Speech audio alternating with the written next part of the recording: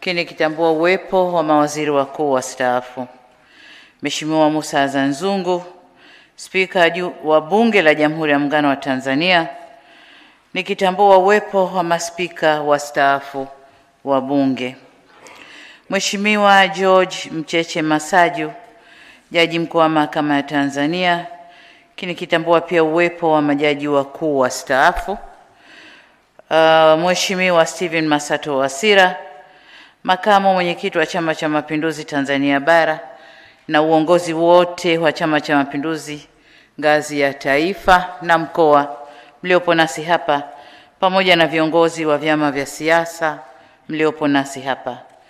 Mheshimiwa Balozi Dr. Moses Kusiluka, Katibu Mkuu Kiongozi, waheshimiwa mawaziri na manaibu mawaziri, waheshimiwa makatibu wakuu na manaibu makatibu wakuu, wakuu wa vyombo vya ulinzi na usalama, Mheshimiwa Albert Chalamila, mkuu wa mkoa wa Dar es Salaam, pamoja na wakuu wa mikoa wengine mliopo nasi hapa, Mheshimiwa Mohamed Chande Othman, Jaji Mkuu mstaafu na mwenyekiti wa tume, pamoja na makamishna wa tume na sekretarieti ya tume hii,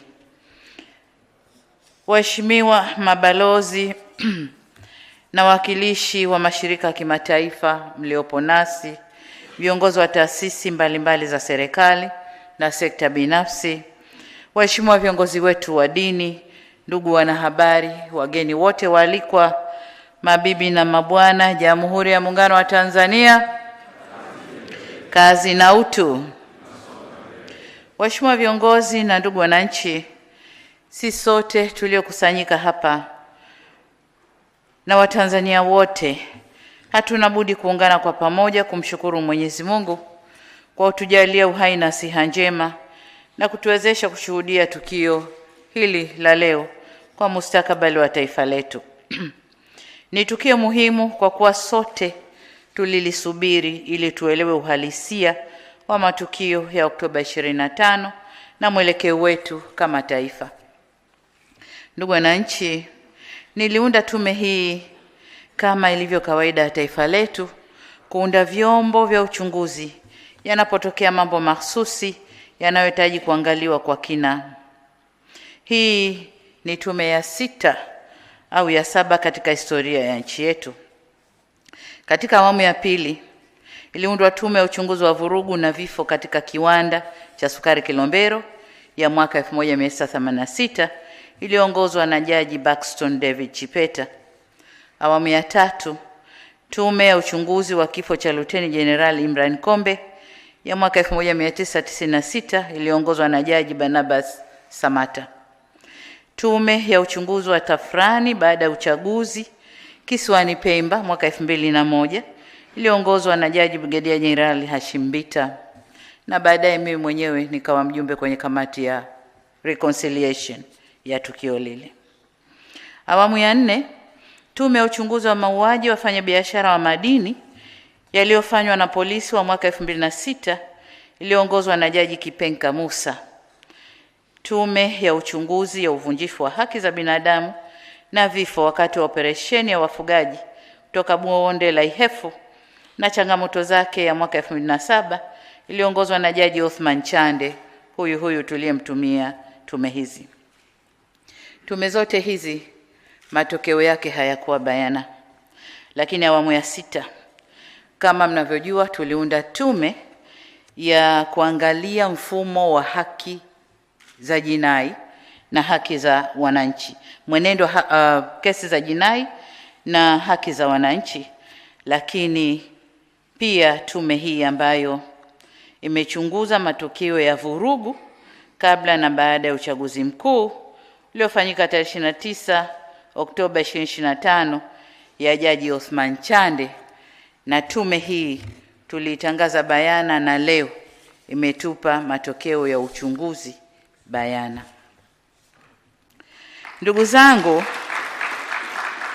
kwa muktadha huo nitumie fursa hii kukupongeza sana Jaji Mkuu mstaafu Mheshimiwa Mohamed Chande Othman, makamishna pamoja na sekretarieti ya tume kwa kazi kubwa mlioifanya kwa juhudi, weledi na uzalendo mkubwa. Mmefanya kazi katika mazingira magumu, mmeweza kuvivuka vihunzi vyote na kudhihirisha uwezo wa nchi yetu kushughulikia changamoto zake wenyewe. Tena kwa kutumia methodolojia na viwango vya kimataifa. Aidha, naungana na mwenyekiti wa tume katika kuwashukuru sana wananchi waathirika wa matukio ya Oktoba 2025 sambamba na wakilishi wa makundi maalum na asasi za kiraia, viongozi wa serikali waliopo kazini na wastaafu, na viongozi wa vyama vya siasa waliojitokeza mbele ya tume. Ushirikiano wenu kwa tume umedhihirisha utayari wenu kushiriki safari hii ya kutibu majeraha yaliyotusibu au yaliyolisibu taifa letu. Vile vile, naishukuru jumuiya ya kimataifa na nchi marafiki kwa kuonesha kusikitishwa na changamoto hii kubwa katika historia ya Jamhuri ya Muungano wa Tanzania. Katibu Mkuu wa Umoja wa Mataifa alimtuma mjumbe maalum Mheshimiwa Balozi Perfect Onanga Anyanga. Katibu Mkuu wa Jumuiya ya Madola alimtuma mjumbe maalum Rais mstaafu wa Malawi Mheshimiwa Dr. Lazarus Makathi Chakwera, na vile vile Umoja wa Viongozi Wanawake wa Afrika AULAN ukiongozwa na mwenyekiti wake Rais mstaafu wa Jamhuri ya Liberia Mheshimiwa Ellen Sirleaf walikuja nchini kufuatilia yaliyotokea. Wote hao tumefanya nao mazungumzo na mashauriano yenye kulinda na kujenga hadhi ya nchi yetu. Wote wametuhakikishia utayari wao wa kushirikiana nasi katika hatua yoyote ambao tutaona tunahitaji msaada na ushirikiano zaidi. Na washukuru pia wadau wote waliokubali kukutana na wajumbe hao maalum, wakiwemo viongozi wa vyama vya siasa. Kwa upande mwingine, wapo waliotumia matokeo ya Oktoba 2025 kutusimanga na kutunyoshea vidole. Hatukushangaa sana kwa sababu mitazamo ya wanadamu haifanani, na kulikuwa na upotoshaji mkubwa wa habari za tukio lilo uliofanywa na vyombo vya habari, hususan vya nje ya nchi na vya kimataifa. Kwa desturi ya waungwana, linapotokea jambo la hasara na kuumiza mioyo, matarajio ni kufarijiwa badala ya kuzodolewa. Kwa vyovyote vile, walioumizwa na tukio lile ni sisi wa Tanzania. Ni sisi tuliopoteza watoto wetu. Ni sisi tuliopoteza ndugu zetu, jamaa na marafiki zetu. Kwa hali yoyote ile, walioathirika ni wa Tanzania kwa ujumla wetu. Haiwezekani mtu mwingine asiye Mtanzania awe na uchungu zaidi kuliko sisi wa Tanzania. Haiwezekani. Lau kungekuwa na uwezekano, tunatamani siku zirudi nyuma. Yaliyotokea Oktoba 2025 yawe hayakutokea, na historia ijiandike upya ili tuweze kufuta doa tuliloingia. Hata baba wa taifa hayati Mwalimu Julius Kambarage Nyerere amewahi kusema katika moja ya hotuba zake kuwa wakati tunapata uhuru, tulichoachiwa na wakoloni halikuwa taifa, bali mkusanyiko wa makabila. Lakini kwa dhamira na utashi wa waasisi wetu, waliamua kujenga taifa moja imara lisiloendeshwa kwa misingi ya kidini, kikabila au hadhi ya mtu,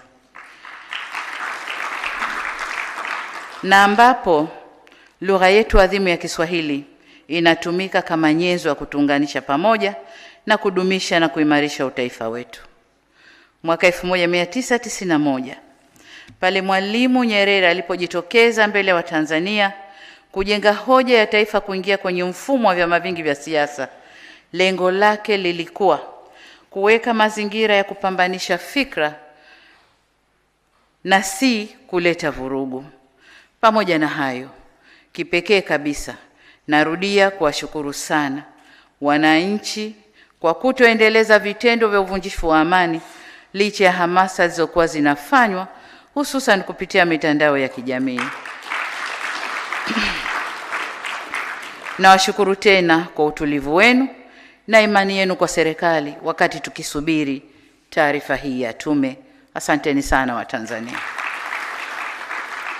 Ndugu zangu wa Tanzania, Jamhuri ya Muungano wa Tanzania haikutokea kwa bahati, bali ilijengwa na waasisi wetu kwa maono na matendo yao.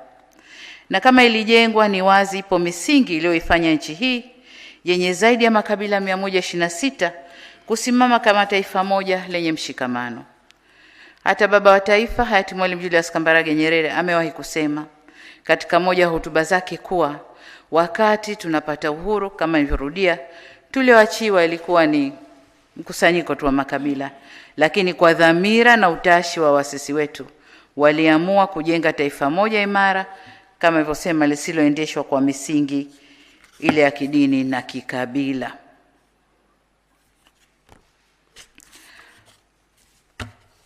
Ndugu viongozi na ndugu wananchi, hayati Kwame Nkrumah alipozungumzia umajumui wa Afrika, mara nyingi alisema, ukitaka kumla tembo lazima mkate vipande vipande, akimaanisha haiwezekani kuinyonya Afrika ikiwa imeungana.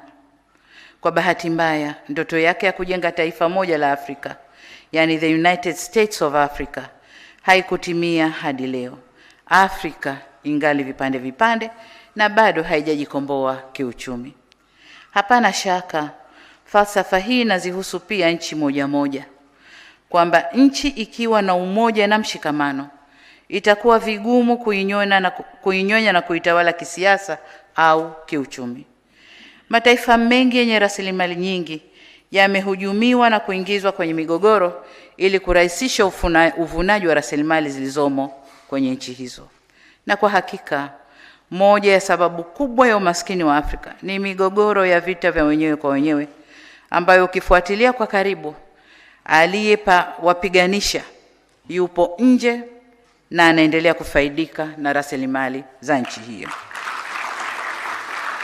Ndugu zangu wa Tanzania, umoja ni nguvu na utengano ni udhaifu. Niwaombe sana tuendelee kuimarisha umoja na mshikamano wetu ili tusitoe nafasi ya kuvurugwa na maadui wa nchi yetu. Waheshimiwa viongozi na Watanzania wenzangu, katika nukta hii ninaelekea sasa kuzungumzia matokeo ya Oktoba 29, 2025. Tutakuwa tunajidanganya tusiposema ukweli kuwa yaliyotokea wakati ule yalitikisa taifa letu. Kwa kweli yalitutikisa. Waswahili tunasema kupotea njia ndio kujua njia. Tumegusa kala moto na tumejifunza. Tume imetueleza kwamba uchunguzi umebaini kuwa ghasia zilizotokea zilipangwa, ziliratibiwa, zilifadhiliwa na kutekelezwa na watu wenye mafunzo na vitendea kazi vya kufanyia uhalifu na uharibifu. Hali kadhalika imebaini kuwa malengo ya wahusika hao yalikuwa ni kuvuruga uchaguzi na kutengeneza ombwe la uongozi ili nchi isitawalike. Na ndio maana ghasia zilianza siku ya uchaguzi. Ili kutimiza azma hiyo, tumeelezwa kuwa wahusika walilenga miundombinu muhimu na kuvuruga mfumo wa huduma za jamii ili kuathiri uchumi na kuidhoofisha serikali.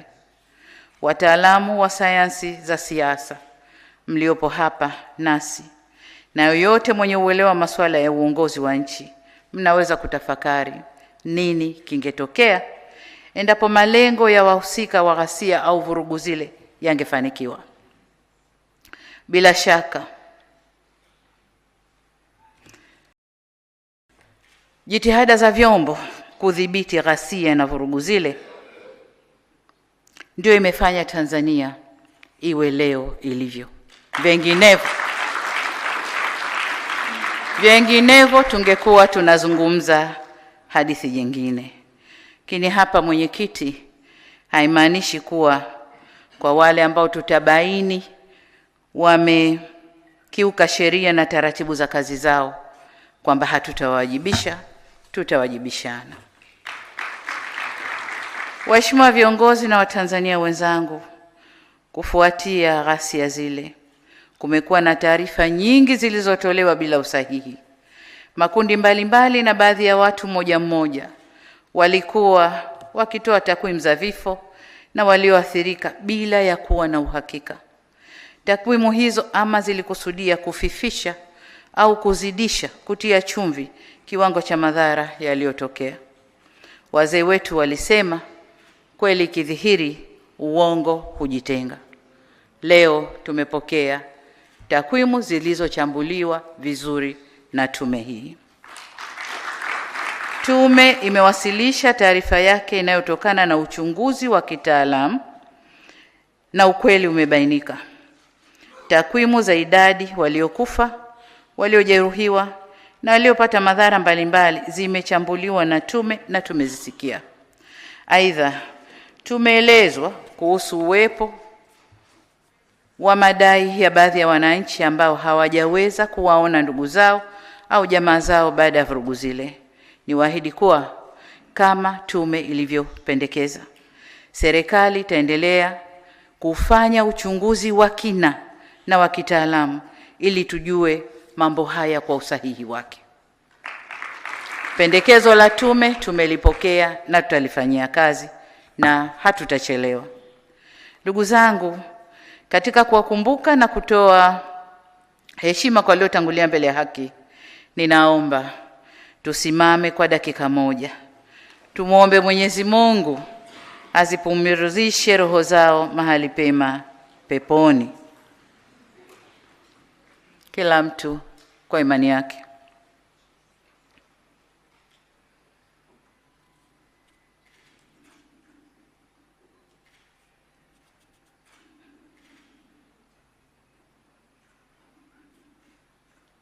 Amen. Kwa masikitiko makubwa, nitoe tena pole kwa wazazi wenzangu waliopoteza vijana wao, na kwa Tanzania wote tuliopoteza ndugu na jamaa zetu. Katika hatua nyingine, ninawashukuru Wizara ya Afya na wadau wengine wa afya, zikiwemo hospitali za umma na hospitali binafsi, kwa kufanya kazi usiku na mchana, tena katika mazingira magumu, ili kuokoa maisha ya waliojeruhiwa. Ndugu wananchi, tangu uhuru na hata baada ya muungano, Jamhuri ya Muungano wa Tanzania iliamua kufuata mfumo wa kidemokrasia. Kwa nyakati tofauti tumekuwa na demokrasia ya chama kimoja au vyama vingi vya siasa. Kuanzia mwaka 1992 tumeamua kufuata siasa za demokrasia ya vyama vingi. Katika mfumo huu tunaendelea kujifunza na kukua katika mwelekeo huo. Nakumbuka Mwalimu Nyerere katika hotuba yake ya Juni 1991 akiwa jijini Rio de Janeiro kule Brazil alisema, na hapa na nukuu, kwamba demokrasia sio chupa ya Coca-Cola ambao unaweza kuiagiza. Demokrasia inapaswa kuendelezwa kulingana na nchi yenyewe. Hii ndiyo imani yetu. Mwisho wa kunukuu. Kwa maneno mengine, demokrasia haina budi kujengwa kwa kuzingatia mazingira ya nchi na muhimu zaidi, mila na tamaduni za nchi husika. Sasa nasi kama nchi tuachwe tujenge demokrasia yetu kwa misingi yetu, mila na desturi zetu. Ndugu zangu, mliponikabidhi dhamana ya kuongoza nchi hii, nilibaini kuwepo kwa changamoto katika mfumo wa demokrasia na siasa za vyama vingi hapa nchini. Kulikuwa na malalamiko mengi kutoka kwa wadau wa siasa na wadau wengine kuhusu kunyimwa kwa uhuru wa kisiasa, uhuru wa kujieleza na changamoto katika mifumo ya uchaguzi. Kupitia falsafa ya R4, yani maridhiano, ustahimilivu, mabadiliko na kujenga upya, R4 kwa Kiingereza, nilichukua hatua kadhaa, ikiwemo kuundwa kwa kikosi kazi cha kushughulikia masuala ya kidemokrasia ya vyama vingi vya siasa nchini, kufanya majadiliano na wadau wa siasa yaliyosababisha kufanyika kwa marekebisho ya sheria kadhaa zinazohusu chaguzi zetu, lakini pia zinazohusu vyama vyetu vya siasa na msajili wa vyama hivyo. Hatua nyingine zilizochukuliwa ni pamoja na kuruhusu na kupanua wigo wa kufanya shughuli za siasa na kukuza uhuru wa vyombo vya habari. Pamoja na hayo, bado kuna mambo kadhaa ya kufanyiwa kazi katika mawanda ya siasa, ikiwemo suala la mabadiliko ya katiba. Kama mnavyofahamu na kama nilivyoahidi, tumepanga kukamilisha mchakato huu katika kipindi hiki cha pili cha awamu ya 6, na ni suala la kipaumbele kwenye ilani ya uchaguzi ya Chama cha Mapinduzi. Kwa upande mwingine, tume imebaini kuwepo kwa malalamiko yanayohusu uwajibikaji wa baadhi ya viongozi na watumishi wa umma katika kushughulikia changamoto na kuhudumia au kuwahudumia wananchi. Aidha, zipo tuhuma zinazohusu maadili ya viongozi, kiwemo rushwa, ubadhirifu na matumizi mabaya ya rasilimali za umma. Suala la ajira kwa vijana, kutokuwa na mazingira rafiki ya biashara na uwezeshaji wa wananchi kiuchumi nayo yameibuliwa.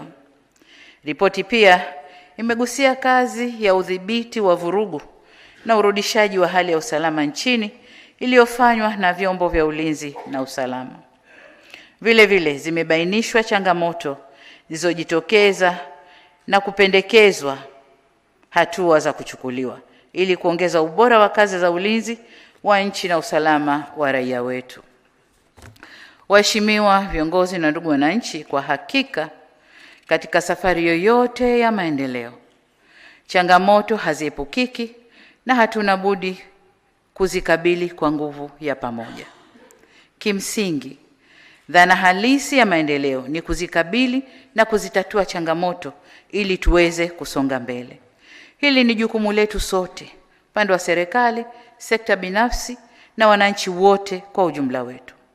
Si jambo la busara hata kidogo kuzigeuza changamoto hizi kuwa ni sababu ya kufanya vurugu na uharibifu na uhalifu.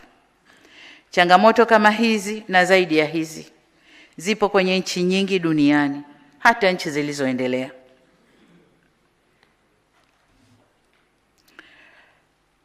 Lakini vile vile changamoto za aina hizi ziko katika nchi zinazotuzunguka, lakini wananchi wao hawajazitumia kama sababu ya kuharibu miundombinu na kudunisha chumi zao au kuzifanya chumi zao kuwa duni. Ni ukweli pia kwamba yaliyotokea Oktoba 2025 hayakuondosha wala kupunguza changamoto zetu. Vurugu zimefanyika, vurugu zile na ghasia zile hazikuondosha changamoto zetu, bali zimeongeza changamoto. Na kama nilivyoeleza hapo awali, kama ghasia zile zisingedhibitiwa, nchi ingepata athari kubwa zaidi na ingetuchukua miaka mingi kuinuka tena. Na wasihi wa Tanzania wenzangu, tutambue kuwa ni rahisi kupoteza amani, lakini si rahisi kuirejesha.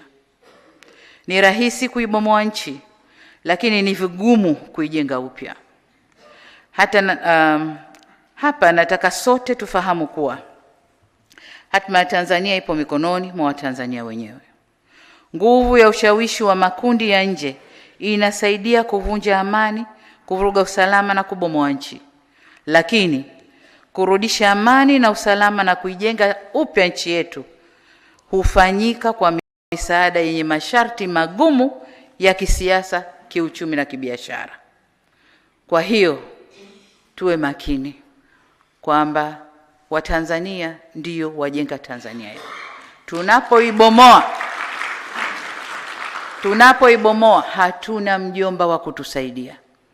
Tutapata mikopo yenye masharti ya kiuchumi na kisiasa ili tuweze kujenga upya. Lakini wakati wa kubomoa tunaweza tukapata msaada kirahisi kabisa. Hivyo basi, mambo haya magumu na hatari tuliyoyapitia yatupe funzo ili tuendelee kwenye mwelekeo sahihi.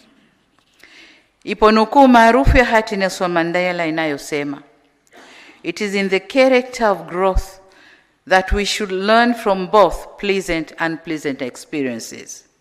Ikimaanisha ili tuweze kukua hatuna budi kujifunza tokana na matukio yanayofurahisha na yasiyofurahisha pia. Nasi tumejifunza kutokana na mapito haya magumu, na tushirikiane ili tuweze kuimarika zaidi. Waheshimiwa viongozi na ndugu wananchi, tumesikia masuala yaliyobainishwa na tume pamoja na mapendekezo kwa muhtasari, lakini mmeshuhudia ripoti niliyokabidhiwa na mavitabu yale yaliyoko pale. Hii ni ripoti ya rais. Aliyeunda tume ni rais, na ripoti yote hii ni ya rais. Kwa hiyo wasitokee watu wengine wakadai ownership ya ripoti hii. Ni ripoti ya rais. Nilisema tume za huko nyuma zilikuwa zinabanwa kimya kimya. Mimi nimeamua tuambizane, lakini ripoti ni mali ya rais. Tumepokea, nataka niwahakikishie tume kwamba tumepokea mapendekezo yote yaliyowasilishwa na tutakayoyasoma kwenye makabrasha yale, na tutaanza kuyafanyia kazi mara moja. Katika hatua hii nitoe wito kwa Watanzania wenzangu, tuungane kwa pamoja kulirejesha taifa letu kwenye misingi yake. Na katika kuakisi mapendekezo ya taarifa ya tume, serikali itachukua hatua za haraka zifuatazo. Kwanza, katika muda mfupi ujao itaundwa tume ya maridhiano, lakini kwanza tutakwenda mapendekezo ya tume kufanya upelelezi wa kina wa yale ambayo tume wameyabainisha. Lakini katika muda mfupi ujao tutaunda tume ya maridhiano ikijumuisha wadau wote muhimu itakayosimamia na kuongoza majadiliano na maridhiano ili kuziba mianya na migawanyiko iliyopo na kurejesha umoja na mshikamano wa kitaifa. Naomba nikumbushe kuwa nia ya kuwa na tume ya maridhiano ilikuwepo hata kabla matukio ya Oktoba 25, na ni moja ahadi zangu nilizoziahidi kutekeleza ndani ya siku 100 za kwanza. Hata hivyo, kwa bahati mbaya, ghasia zilizotokea Oktoba 25 zimechelewesha utekelezaji wa ahadi hiyo, kwa kuwa hata hadidu za rejea za tume ile ambazo nilitayarisha sasa zitapaswa kubadilika kuendana na mazingira yaliyopo sasa. La pili tutakalofanya ni baada ya tume ya maridhiano kuwasilisha ripoti yake, maoni na mapendekezo yatakayowasilishwa ndio yatakayoelekeza au yatakayoelekezwa kwenye mchakato wa kurekebisha katiba ya nchi. Tatu, kwa kuwa ripoti imebainisha kuwepo kwa viashiria vya jinai kuhusu matokeo yale, tutaunda kama nilivyosema chombo maalum cha upelelezi kwa maana criminal investigation kwa ajili ya kufanya kazi iliyopendekezwa na tume. Ripoti ile au chombo kile kitaangalia masuala yaliyobainishwa na kubaini waliohusika katika kupanga, kuratibu na kufadhili matukio ya ghasia au vurugu.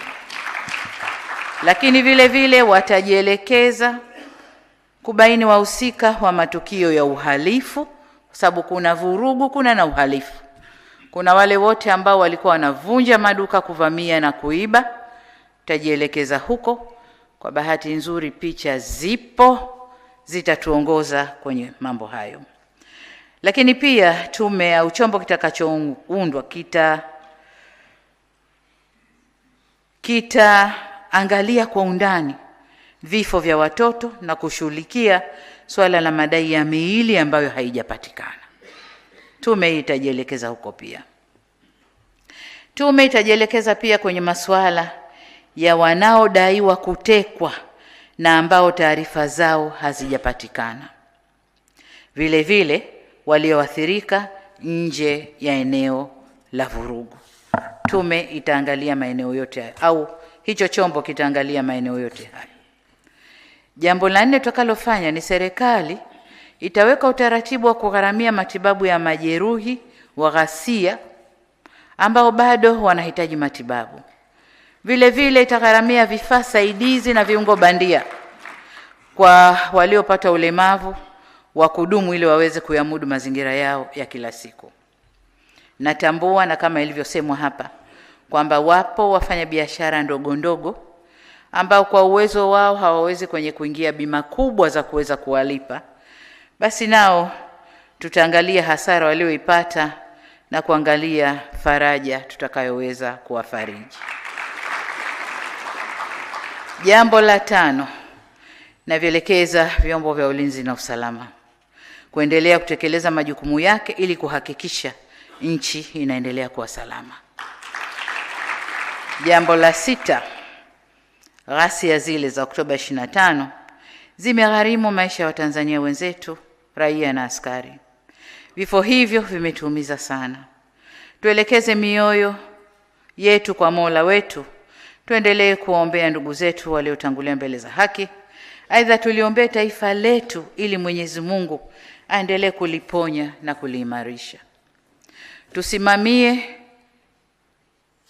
Tusimame na maneno ya Mwenyezi Mungu katika kitabu cha 2 cha Mambo ya Nyakati sura ya 7 mstari wa 14, ambayo yanasema, ikiwa watu wangu walioitwa kwa jina langu watajinyenyekesha na kuniomba na kunitafuta uso na kuziacha njia zao mbaya, basi nitasikia toka mbinguni na kuwasamehe dhambi zao na kuiponya nchi yao.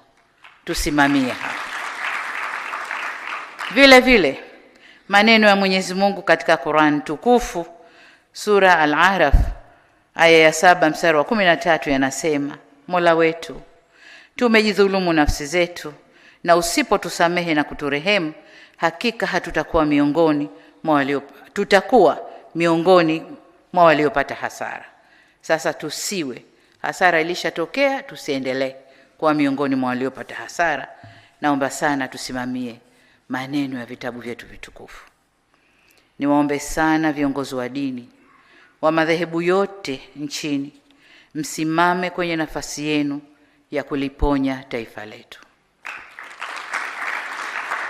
Waheshimiwa viongozi na Watanzania wenzangu, wakati nikielekea kuhitimisha, nataka nikiri kwamba mimi binafsi sikutarajia kadhia hii ingetokea kwenye nchi yetu kipindi hiki ni kuwa kiongozi mkuu wa nchi. Jambo hili limenitwisha mzigo mzito mabegani kwangu. Lakini nataka niwahakikishie kwa kadri Mwenyezi Mungu atakavyoniongoza na atakavyonijalia, nitaubeba mzigo huu kwa ujasiri, kujiamini na tahadhari kubwa.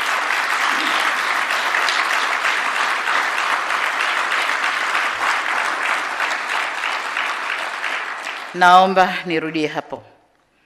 Kadri Mwenyezi Mungu atakavyoniongoza na kunijalia, nitaubeba mzigo huo kwa ujasiri, kujiamini na tahadhari kubwa.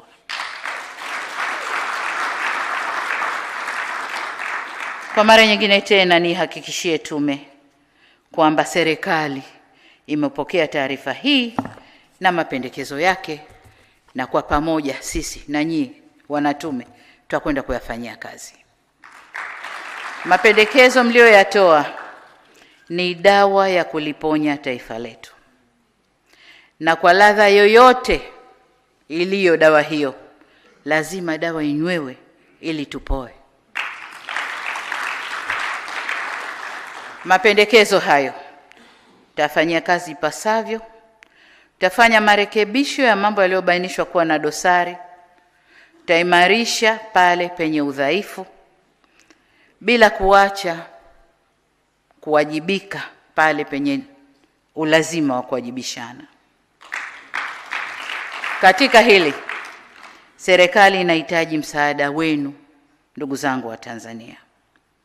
Tuweke juhudi za pamoja kwa werevu na ujasiri na kusema never again, yasijirudie. Ndugu wananchi, wakati nafuatilia wasilishaji wa ripoti hii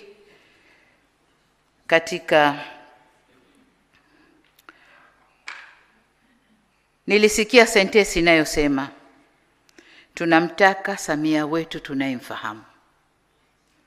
as if kwamba nilipoingia alikuwa Samia mwingine na sasa ni Samia mwingine.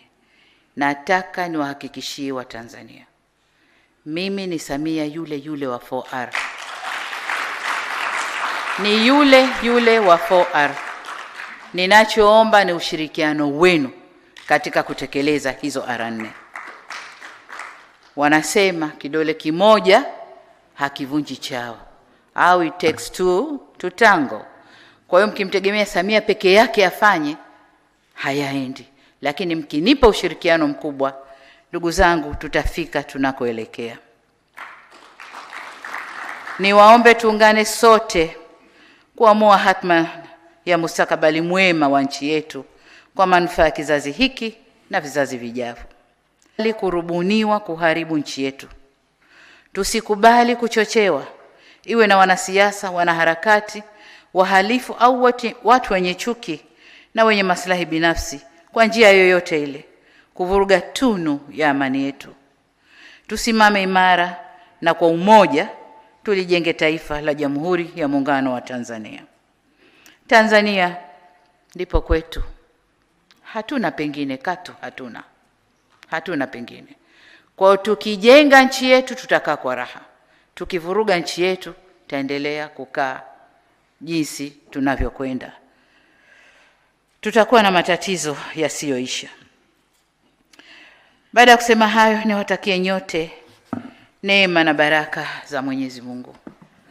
Tumuombe Mwenyezi Mungu aibariki nchi yetu, awabariki viongozi wetu, tujaliwe hekima na umoja na amani ambazo ndio ngao zetu wa Tanzania. Ibarikiwe Tanzania, tubarikiwe watoto wa Tanzania, kama tunavyoimba kwenye wimbo wetu wa taifa. Amin, amina, na asanteni sana kwa kunisikiliza. Asante, naomba tusimame kwa heshima na taadhima viongozi.